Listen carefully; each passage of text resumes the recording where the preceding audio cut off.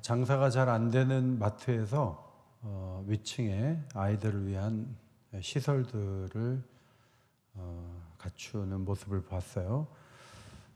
마트에 물건 사러 가는데 애들의 놀이동산 같은 거 만들면 영업이 잘 될까? 공사하는 내내 꽤 넓은 공간을 공사했기 때문에 장사가 안 되면 마트가 진짜 힘들어지겠다, 그런 생각을 했는데, 얼마 후 공사를 마치고 아이들이 그 안에 들어가서 이렇게 노는데 방학이라 그런지 애들이 굉장히 많이 들어왔어요. 그래서 사업을 구상하는 사람들이 아이들을 위해서 이런 시설을 갖추고 수익을 올리는 어떤 사업적인 안목을 갖는 것이 이 시대에는 중요하다, 그런 생각을 한 적이 있습니다. 아이들을 통해서 뭔가 수익을 얻는 구조를 형성하고 또 사업을 하는 분들이 계시지만, 우리 시대는 그런 사람들이 있지만 오랜 시간 동안 아이들은 귀찮은 존재고 얘기가 안 통하고 떼쓰고 데리고 다니기 힘든 존재로 긴 세월 그렇게 여겨졌습니다. 사람들 가운데 예수님이 대단한 분인 걸 알고 만져주시면 좋겠다 하고 애들을 데리고 온 부모들이 있었어요.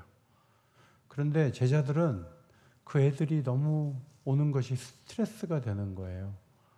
예수님께서 명령하진 않았겠지만 나름대로 대통령 경호원처럼 민첩하게 움직이며 분위기를 잡고 있었는데, 애들이 밀려오니까 모든 것이 와해되는 느낌을 가지면서 제자들은 애들이 오는 것을 그 부모를 꾸짖는 거죠. 여기 왜 데리고 오냐고, 너도 여기 오면 안 된다고, 이런 식으로 이야기를 하게 되었습니다. 부모 입장에서는 예수님이 대단한 분이니까 안수기도라도 한번 해주면 너무 좋겠다 하고 신앙심에 이끌려서 온 것이지만, 제자들은 질서 유지를 위해 아이들이 오는 것은 이 시점은 좋지 않다, 그 생각을 하고 있었던 것입니다. 문맥을 보면 오늘 본문 앞에는 어떤 말씀이 있는가 하면, 결혼한 다음에 아내를 버리는 것이 옳은 일입니까? 그런 질문이 있었어요. 이것은 애들이 듣기에는 좀 난해하고 힘든 얘기들이죠.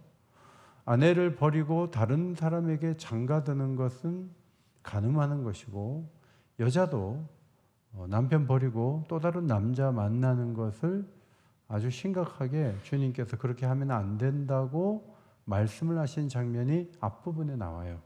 그러니까 이 내용이 애들이 들을 내용은 전혀 아니니까, 애들이 밀려오는 그 상황에서 제자들이 스트레스를 갖고 애들을 막았었던 이유를 어느 정도는 이해할 수도 있겠다, 그런 생각이 듭니다. 그러면 예수님이 애들을 제지하는 모습을 보면서 지금 성인용 영화는 아니지만 성인들이 들어야 될 결혼과 가정에 대한 문제를 다루고 있는데, 제자들이 분위기를 잡기 위해서 애들이 가까이 오는 것을 막아주는 것은 예수님 입장에서는 우리 제자들이 잘하고 있어, 이렇게 생각해야 될 분위기라고 생각이 되는데, 예수님은 제자들을 보면서 노하셨다. 14절에 예수께서 보시고 노하시어 이르시되, 노했다라고 하죠. 아가나크테오라는 헬라어 단어, 분개하다. 아가라는 말은 대단히라는 말이고요. 아크토스라는 말은 괴로워한다, 그런 뜻이에요. 그래서 예수님이 굉장히 괴로워했다. 그래서 화가 나듯이 이렇게 표출했다, 그런 의미예요. 예수님이 전하시는 메시지의 중심이 늘 하나님 나라에 대한 것인데, 하나님 나라 그러면 애들을 빼놓을 수 없다는 것이 예수님의 입장이었다는 것을 제자들은 나중에 알았습니다.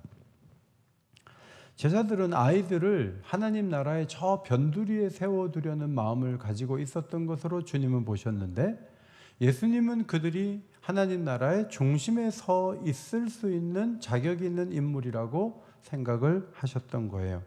이런 시각차가 주님 마음에 큰 아픔을 안겨드렸습니다. 예수께서 단순히 기분이 나빠서 화를 내셨던 것이 아니라 하나님 나라에 대한 잘못된 인식, 하나님 나라의 본질을 막는 행동, 이것을 주님은 굉장히 싫어하셨고 화가 나셨다고 생각을 합니다. 동시에 어린아이에 대한 깊은 사랑과 그들의 하나님 나라에 방해받는 상황을 크게 안타깝게 여기면서 제자들에게 다시는 그렇게 하지 말라는 의미로 14절 이렇게 말씀하셨습니다. 14절을 같이 읽겠습니다. 시작.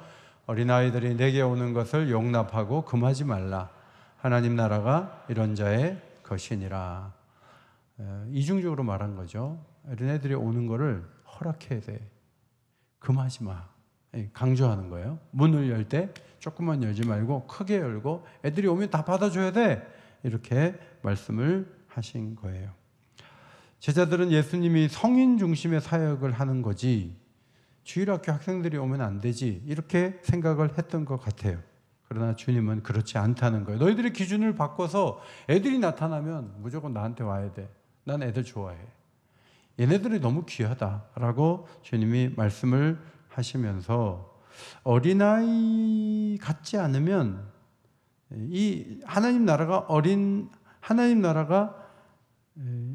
이런 자의 것이다, 애들의 것이다 라고 말하고 누구든지 하나님 나라를 어린아이와 같이 받들지 아니하면 그곳에 들어갈 수가 없다라는 말씀도 하셨어요. 그럼 애들의 어떤 부분을 예수님이 말씀하셨는가? 세 가지로 설명할 수 있겠어요. 첫째로 부모 의존성이죠. 애들은 부모가 있어야 돼요. 부모가 없으면 울어요. 우리가 믿음을 갖고 하나님을 신앙할 때 이제 성인이 되면 엄마가 없어도 되고 아버지 없어도 되고 그저 필요한 거 쓸 수 있으면 되는 단계로 나가는데 어린아이는 눈앞에 부모가 있어야 돼요. 신앙이라는 것이 그런 거예요. 하나님 나라를 섬길 때 하나님 없어도 돼 하고 다른 것을 의지할 만하고 의존할 만한 것들이 많이 생기면 하나님 나라에 합당하지 않은 사람이라는 거예요.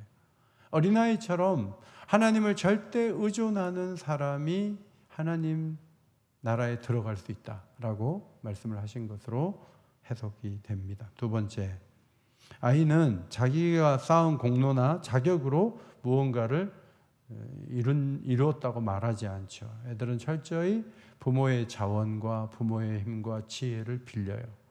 자기의 것을 가지고 내 걸 가지고 내세우지 않아요. 제주도 여행을 간 적이 있는데 애들은 공항으로 갈 때까지 그냥 모르고 갔어요. 우리가 얘기를 안 해줬거든요. 우리 이제 제주도 간다 그랬더니 애들이 막 에이 정말 뭐 이렇게 하면서 갔는데 애들이 하나도 걱정을 안 해요. 자기네들이 모아놓은 걸로 가지 않으니까 부모의 자원으로 가니까 애들은 자기 것이 없어도 괜찮아요. 부모의 도움을 받으며 살면 되는 거죠. 우리도 마찬가지예요. 우리가 많이 만들어 놓고 쌓아 놓고 거기에 기대 가지고 인생길이 열린다고 생각을 하면서 사는 것이 아니라 절대적으로 하나님의 도움과 은혜를 의지해서 사는 거죠. 그것이 우리예요. 제가 오늘도 저녁을 이게 식사를 하러 건너편 식당에 갔는데 국수를 한 그릇 시켰는데 옆에 있는 분이 저한테 인사를 하는 거예요. 누구세요? 전 잘 모르는데. 우리 교회 가끔 오신대. 그래갖고 반갑게 대화도 하고 이름도 여쭤보고 전화번호도 하나 받아놓고 그랬어요. 그리고 이제 나오는데 그 두 분 집사님이 제 국수값을 내주셨어요. 그래갖고 제가 사드리고 싶은데 그랬더니 절대 안 된다 그래서 국수를 옆에 분이 사주셨어요. 제가 그걸 알고 국수집에 들어간 건 아니에요. 근데 저녁에 이렇게 돈을 안 내고 먹으니까 하나님 은혜가 감사하기도 하고 너무 행복한 거예요. 감사하고. 돈이 커서가 아니라 하나님은 이렇게 예비하시고 도와주시는구나 이런 생각을 하면서 어린아이처럼 참 감사하고 기쁜 생각이 들었어요. 그게 하나님 나라의 어떤 기쁨, 은혜가 아닌가 그런 생각을 하게 돼요. 제가 다음에는 제가 꼭 대접하고 싶어요. 그런 말씀을 드렸어요. 세 번째로는 겸손한 수용이죠. 아이들은 선물이나 은혜를 그냥 받아요. 됐습니다. 패기치기 싫어요. 싫다니까요. 이렇게 막 계속 거부하지 않아요. 그렇다면 받을게요 하고 과분한 것을 근거도 없이 받을 줄 알아요. 이것이 바로 아이의 특징인데, 하나님 나라를 섬길 때 이런 특징을 가지고 이런 조건이 충족되는 자가 하나님 나라 백성이라고 주님이 말씀하시고, 이런 특징이 없이 이런 조건이 충족되지 않는데 하나님 나라 들어가는 거, 그건 어려워. 아니, 없어. 그런 건 없어. 라고 지금 예수님이 단호하게 말씀을 하셨습니다. 자, 15절을 다시 한번 읽겠습니다. 15절 시작. 내가 진실로 너희에게 이르노니 누구든지 하나님 나라를 어린아이와 같이 받들지 않는 자는 결단코 그곳에 들어가지 못하리라 하시고, 여러분 이런 말씀 보면 예수님이 지금 이신칭의 신앙을 부인하는 것 같지 않습니까? 바울이 그렇게 세워놓고 종교개혁자들이 그렇게 귀하게 강조하는 이 이신칭의 교리를 예수님이 허물고 있다는 생각을 하시지 않습니까? 어린아이와 같이 받들지 않으면 하나님 나라에 들어가지 못해, 이렇게 말씀하셨어요. 그럼 우리는 예수를 믿는데 어린아이 같지 않으면 못 들어가는 거야? 라고 질문을 해요. 그런데 이 질문이 굉장히 안 좋은 질문이에요.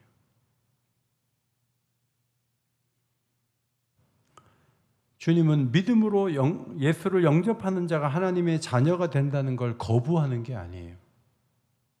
이 말씀은 믿음이 있어야 들어간다는 말씀과 일직선상에 있는 말씀으로 우리가 읽을 줄 알아야 되고 해석할 줄 알아야 돼요. 이 말씀을 보면서 자꾸 마음속에 믿음은 있는데 어린아이와 같이 받들지 않으면 그럼 못 들어간다고? 이렇게 질문하는 것은 굉장히 성경을 훼손하는 사고방식을 갖고 있는 거예요.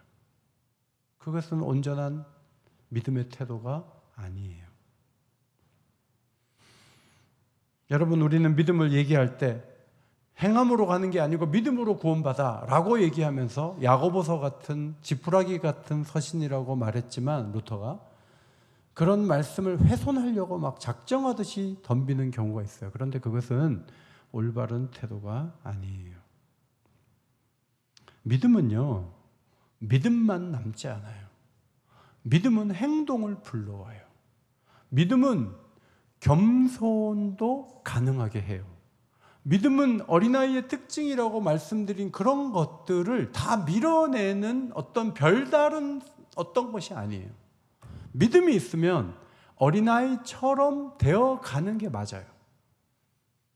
그런데 믿음을 가지고 얘기할 때 어린아이와는 관계도 없는 상황을 자꾸 만들어 놓고는 그래도 천국에 못 가냐고 자꾸 질문을 해요. 그것은 굉장히 신앙을 머리 쓰는 게임으로 만드는 거예요. 그것은 예수님의 말씀을 훼손하는 거예요. 어린아이와 같다는 말 속에는 하나님을 더 의지하는 방향으로 가는 믿음을 내포하고 있다고 읽는 것이 맞아요. 너무너무 가진 것이 많아서 하나님이 없어도 살 정도 된다. 미안하지만 하나님 나라에 들어가지 못해요. 여러분, 마가복음의 저자 마가가 복음서가 있는데도 이 복음서를 쓸 때, 다른 복음서가 있음에도 불구하고 이 복음서를 쓸 때 배치를 기가 막히게 했다는 걸 보셔야 돼요. 17절, 그 이어서 나가는 말씀 보면 한 사람이 달려와서 선한 선생님, 무엇을 해야 영생을 얻을 수 있죠? 라고 질문하는 장면이 이어지고 있어요. 예수님은 자신이 선하다고 말한 이 사람에게 어린아이와 같이 하나님 한 분 외에는 선한 이가 없다고 주님이 대답을 하시면서 10계명 하나하나를 말씀하셨어요. 6계명 살인하지 말라, 7계명 간음하지 말라, 8계명 도둑질하지 말라, 9계명 거짓 증언하지 말라. 10계명은 조금 다른 내용으로 말했죠. 속여 빼앗지 말라. 그 다음 5계명을 말씀하셨어요. 내 부모를 공경하라. 이걸 지키라. 그러면 영생을 얻어 라고 말씀하셨어요. 이웃에 대한 계명만 쫙 말씀하시고 하나님에 대한 계명을 언급하지 않았잖아요. 그런데 이 사람이 뭐라고 대답했냐면 어려서부터 전 다 지켰거든요. 이렇게 얘기했어요. 그 예수님이 뭐라고 했냐면 재산을 다 팔아 가난한 자들에게 나눠주고 나를 따라라. 이렇게 말씀을 하셨어요. 그때 이 부자가 슬픈 기색을 하고 예수님 곁을 떠났어요. 여러분, 이 사람이 예수님 말씀을 받아들이지 못하고 그냥 가면서 뭘 보여주죠? 1계명과 2계명을 어기고 있다는 걸 보여줘요. 이 사람은 돈이 신이에요. 이 사람은 눈에 보이지 않지만 돈을 우상으로 섬기고 있기 때문에 2계명도 어기고 있는 사람이었어요. 예수께서 이웃 사랑을 가지고 하나님 사랑을 진단하신 거죠. 부자는 근심스러운 표정으로 떠나가고 말았습니다. 그를 보며 주님은 재물이 있는 자가 하나님 나라에 들어가기가 심히 어렵다고 말씀을 하셨습니다. 재물을 나는 더 모아야 돼. 근데 나는 재물이 너무 중요해. 근데 하나님은 나는 여전히 잘 섬기지. 자, 이렇게 이중잣대로 우리 자신의 문을 열어놓는 경우가 많지만 예수님은 그에 반대하시죠. 25절 앞에 보시고 같이 읽겠습니다. 시작. 낙타가 바늘기로 나가는 것이 부자가 하나님 나라에 들어가는 것보다 쉬우니라. 여러분, 낙타가 바늘기로 어떻게 나가요? 못 나가요. 가늘게 낙타를 잡아가지고 가늘게 고기를 막 이렇게 해갖고 실처럼 만들어갖고 바늘기로 막 내보내면 가능할지 모르지만 부자가 하나님 나라에 들어가는 게 어려워요. 왜냐하면 부자가 하나님 나라에 들어가지 못하는 이유는 어린아이와 같지 않아서 그래요. 부자는 돈을 의지해요. 아이 같지 않아요. 하나님 없어도 되는 게 부자예요. 그래서 하나님 나라에 들어가기가 쉽지 않다고 말씀을 하신 거예요. 그럼 제자들은 깜짝 놀라죠. 당시에 부자는 하나님이 축복해서 다 부자라고 생각하고 있었거든요. 그래서 부자는 다 못 들어간다는 얘기인가? 제자들이 어리둥절했을 때 27절 예수님이 이렇게 말씀하셨어요. 같이 읽겠습니다. 시작. 사람으로는 할 수 없으되 하나님으로서는 다 하실 수 있느니라. 아브라함도 부자고 이삭도 부자고 야곱도 부자고 다윗을 도왔던 바르실레라는 사람도 부자였어요. 그들은 부자였지만 좋은 신앙인이었어요. 그러니까 부자가 하나님 나라에 무조건 못 들어간다, 그 말은 아니에요. 어린아이와 같이 수용성과 의존성, 자기를 자랑하지 않는 태도를 갖고 하나님을 섬기려면 자기가 중요하다는 생각에서 떠나고 정리를 해야 되는데 그게 쉽지가 않아요. 부자이면서 더 큰 부를 위해서 거의 기도하지 않는 부자도 봤어요. 부자인데 너무 중요한 돈의 문제가 걸려있는데 기도를 안 하더라고요. 풀릴 때 되면 풀리겠죠 이러면서 기도를 안 해요. 아니, 돈을 굉장히 중요하게 여기는데 그걸 놓고 기도를 안 해? 좀 우아한 생각이 들 때도 있었어요. 근데 가진 게 별로 없는데 돈이라 그러면 목숨을 거는 사람들도 있어요. 그 사람은 가난하지만 엄청난 돈에 대한 집착을 하는 거예요. 중요한 것은 은행 잔고가 아니에요. 하나님처럼 여기는 부에 대한 태도, 돈이 하나님과 같다라는 태도가 문제인 거예요. 더 가져야 만족할 수 있고 더 갖는 상태에 들어가기 위해서 목숨을 거는 것은 그건 신앙인이 가져야 될 태도가 아니에요.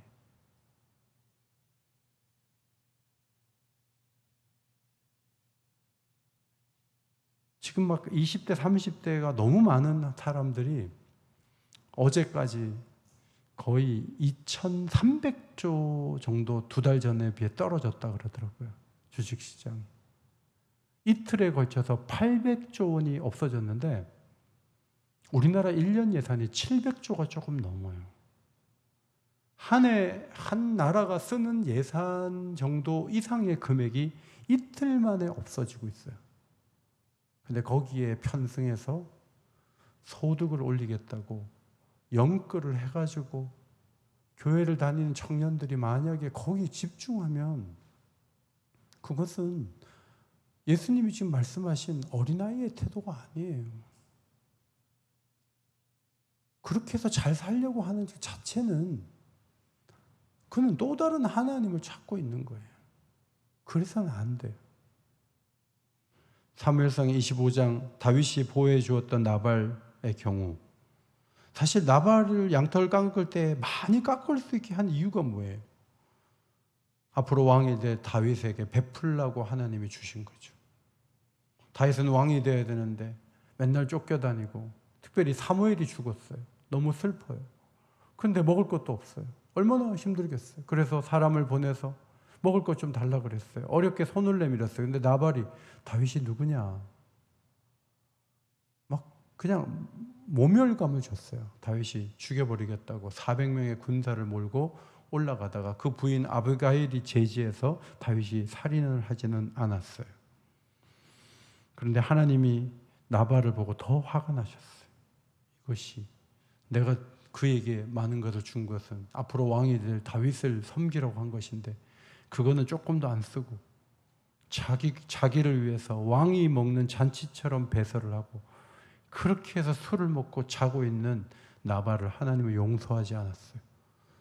그리고 그 부인 아비가일을 뺏어서 그가 죽은 다음에 다윗에게 보내셨어요. 하나님 나라 관점에서 해석하지 못하고 자기 거는 전부 자기 거고 그렇게 가면 그것은 예수님 말씀하신 이 부자와 같은 사람으로 간주될 수가 있는 거예요. 여러분, 나발 앞에 가난한 자는 누구예요? 예수님이 말씀하신 가난한 자를 도와주라 하는 그 가난한 자는 누구예요? 그게 통할 수 있는 거예요. 나발 앞에 가난한 자는 다윗이에요.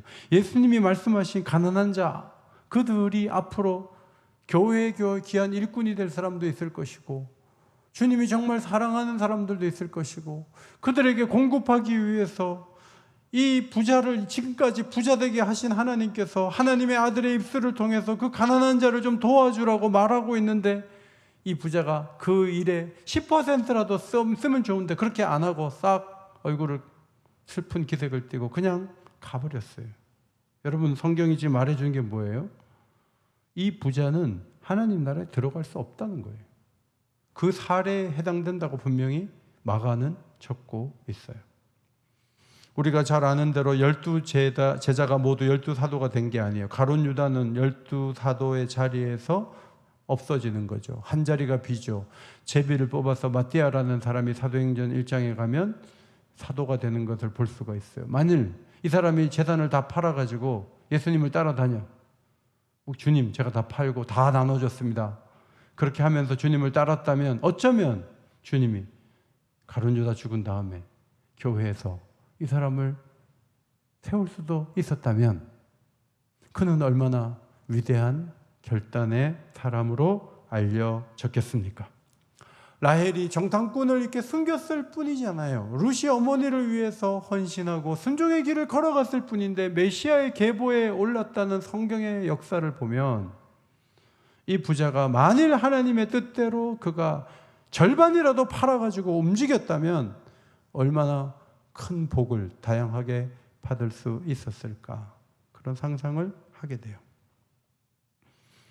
문제는 마가복음의 가르침에 따르면 모든 계명을 잘 지키고 있다고 스스로에 대한 후한 점수를 매겼던 부자가 하나님 나라에 들어가지 못하는 좋은 사례라는 것이죠. 말씀을 알았고 긴 세월 계명을 지켜왔고 사람들이 부러워한 수준의 삶을 살았으면서도 하나님 나라에 들어가지 못하는 사람이 있을 수 있다. 성경은 그것을 보여주고 있어요. 구약은 계명이고 짐스럽고 어렵고 안 되고 그렇지만 신약에 오면 새 계명을 주셔서 우리를 자유케 하시고 우리가 좀 부족해도 그리스도께서 이루신 그 은혜로 인해서 우리는 모든 것을 허락받았어 라고 우리가 생각을 해요. 그런데 하나님께서 자유롭게 살게 하시고 가볍게 살게 하시면서 믿음은 있지만 어른같이 그렇게 생활하는 것에 대해서 하나님이 너 그래도 돼, 뭐 신약 시대인데 뭐 그렇게 안 해도 천국은 따놓은 거야. 자, 하나님이 그렇게 우리를 인도하실까? 성경은 그렇게 가르치지 않아요. 하나님은 성령을 부으셔서 우리가 행하기 어려운 일에 도전하게 하시고 용기를 내게 하시고 움직이게 하셔서 하나님이 원하시는 조건을 충족하며 살아가도록 우리를 이끄시기를 원하시죠.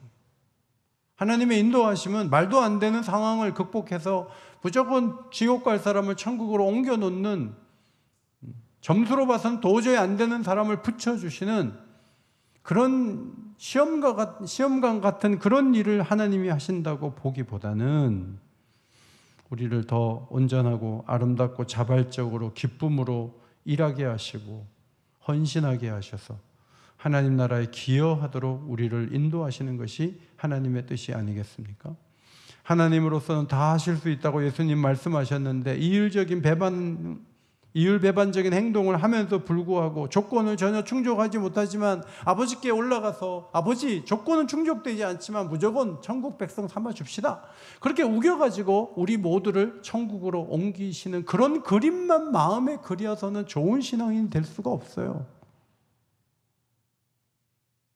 그것은 성경이 가르치는 바가 아니에요.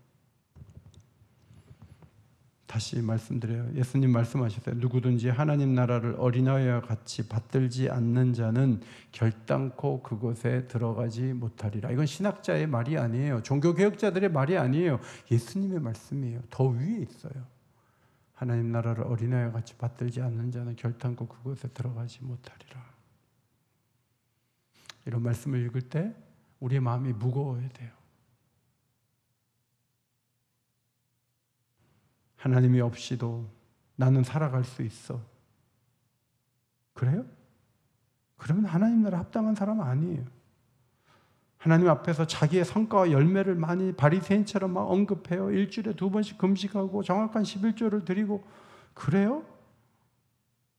그래서 예수님께서 바리새인들을 불러다가 제자를 안 쓰신 거예요. 하나님 베푸신 은혜의 선물이 작아 보여요? 가벼워 보여요? 그래요? 그럼 하나님 나라에 들어갈 수 없는 사람일 수도 있어요.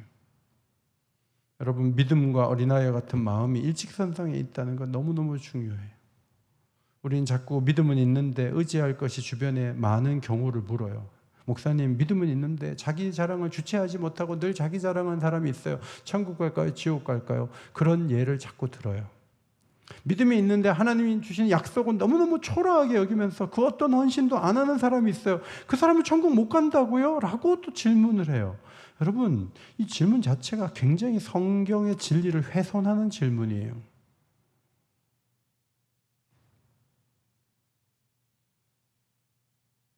네가 나를 사랑한다면 너 이렇게 해야 돼 라고 부모님이 몇 가지를 얘기했어요. 전부 할 수 있는 거예요. 그런데 이 아이가 이렇게 얘기해요. 자녀가 저는 부모님 사랑하고 존경해요. 그런데 주님, 부모님 원하는 대로 할 마음이 없어요.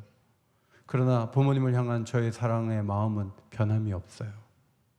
여러분, 이게 말이 돼요? 할 수 있는 걸 몇 가지 얘기하는데 그것도 안 하면서 난 당신 사랑한다고, 부모님을 사랑한대요. 아니에요. 사랑하면 해야 돼요. 사랑하지 않으니까 안 하는 거예요.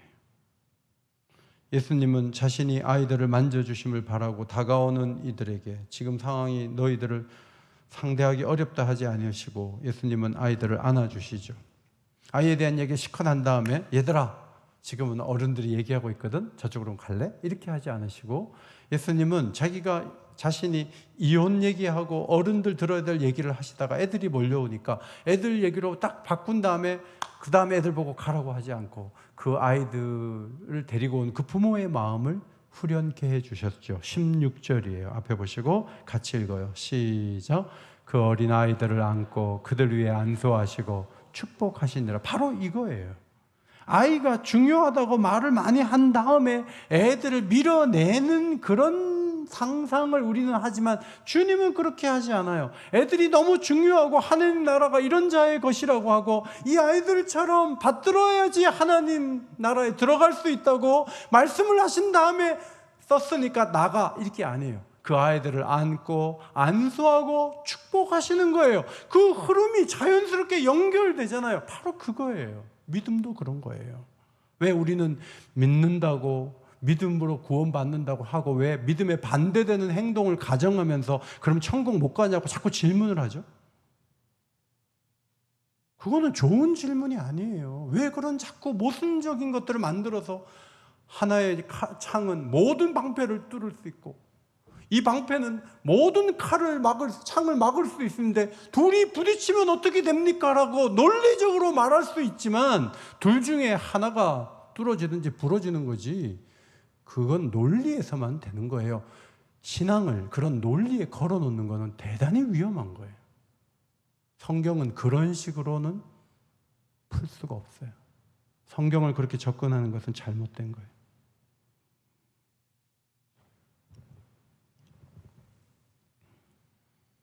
여러분, 하나님 나라에 대한 태도는 하나님에 대한 태도와 관계가 있고, 하나님에 대한 태도는 교회의 머리이신 그리스도와의 관계가 있고, 교회의 머리이신 그리스도에 대한 태도는 교회에 대한 태도와 관계가 있어요.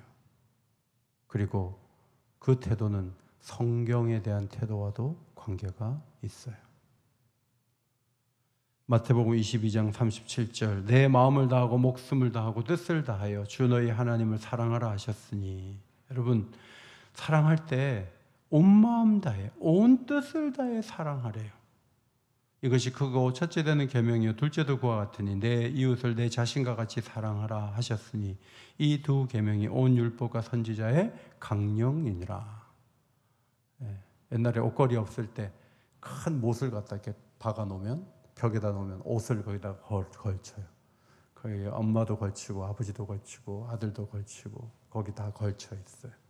두 개의 못이 있는 거예요. 모든 율법은 거기에 걸려 있는 거예요. 그런데 그 하나님 사랑과 이웃 사랑은 대강하는 게 아니에요. 어린아이와 같은 모습으로 섬기고 사랑하는 거예요. 그것이 하나님 나라에 대해서 우리가 취해야 할 태도인 거죠. 어린아이와 같이 하나님을 섬기고 남다른 길을 걸어간 몇 분을 소개하면서 설교를 마치고자 해요. 첫 번째로는 풀무원 원경선 원장님이에요. 이 원장님은 한국 나눔운동, 환경운동을 처음에 이끈 분인데 1980년대부터 풀무원이 유기농 식품기업으로 사업을 해서 큰 성공을 거두었어요. 그런데 이 원장님은 부를 결코 사적으로 소유하거나 자녀에게 상속하지 않았어요. 1989년에 원경선 원장님이 세운 단체가 기아대책기구예요. 기아대책기구에 1년 지금 지출하는 구제금은 800억이에요. 오래전에 이렇게 세워서 정말 놀라운 일을 이루고, 우리도 어렵고 힘든 사람들 섬길 때 기아대책기구에서 50% 합쳐줘가지고 더 규모 있게 섬길 수 있게 된 건데, 남다른 의식을 가지고 일하시는 분이죠. 90세가 되어서도 청빈한 농부의 삶을 지키셨다 그래요. 분당 우리 교회 이찬수 목사님, 그리고 당회는 650억 상당의 교육관을 일정 기간만 사용한 뒤 소유권을 포기하고 다음 세대와 가난한 이웃, 사회적 약자를 위해 사회에 전액 환원하기로 그렇게 결정을 했어요. 교인의 절반을 29개의 분립교회로 내보내면서 1만 성도 파송 운동을 완수했어요. 어린아이 같지 않으면 이런 일을 하는 건 굉장히 어리석어 보여요. 못하러 그렇게 해요. 더 큰 교회 만들어가지고 세계에서 제일 큰 교회 세워버리죠. 그런데 10,000명을 내보내는 거예요. 장응복 장로님은 용산구 한남동에서 30년간 장의원을 운영했던 의사이며 독실한 크리스찬이었어요. 평생 알뜰히 모은 전 재산 113억 원을 한동대학교에 기부를 했는데 2015년부터 2020년까지 계속 기부를 했어요. 오른손이 하는 일을 왼손이 모르게 하라는 말씀에 따라서 기부 사실을 철저히 숨겨오다가 2022년 99세로 별세한 뒤에야 장로님의 선행이 세상에 알려졌어요. 제가 지금 말씀드린 이분들의 사례는 다 어린아이 같은 분들이에요. 그렇게 살 이유도 없고 그렇게 살 마음도 대부분 없어요. 그런데 이분들은 예수 그리스도의 가르침을 순종한 거예요. 그리고 감동 있는 길을 걸어갔어요. 오늘 저녁에 우리가 기도해야 될 부분은 우리는 어린아이 같지 않을 때가 많다는 거죠. 많이 계산해요. 전략도 짜고요. 많이 생각해요. 그리고 논리를 세워요. 그런데 그것은 어린아이와 같지 않은 모습이에요. 신앙을 잘 세우기 위해서는 주님 말씀하신 조건을 충족하는 인격을 갖는 게 중요해요. 그것을 거부하면 우리에게 엄청난 어려움이 와서 우리를 하나님이 깨우치실 수 있어요. 한 시간 더 기도하고 하나님을 자꾸 의지하고 하나님을 찾으려고 하는 마음, 어린아이 같아야 가능해요. 오늘 저녁에 어린아이 같은 마음 갖게 해주세요. 물론 어린아이에게 어리석음이 있지만 그 어리석음을 닮게 해달라는 건 아니에요. 어린아이에게 있는 주님이 말씀하신 그 겸손과 신뢰와 수용, 이런 것들이 우리의 인격의 한 부분이 채워져서 주님 기뻐하시는 자리로 나아갈 수 있도록 우리를 새롭게 하옵소서. 그렇게 기도할 수 있는 복된 밤이 되시기를 예수의 이름으로 축원합니다.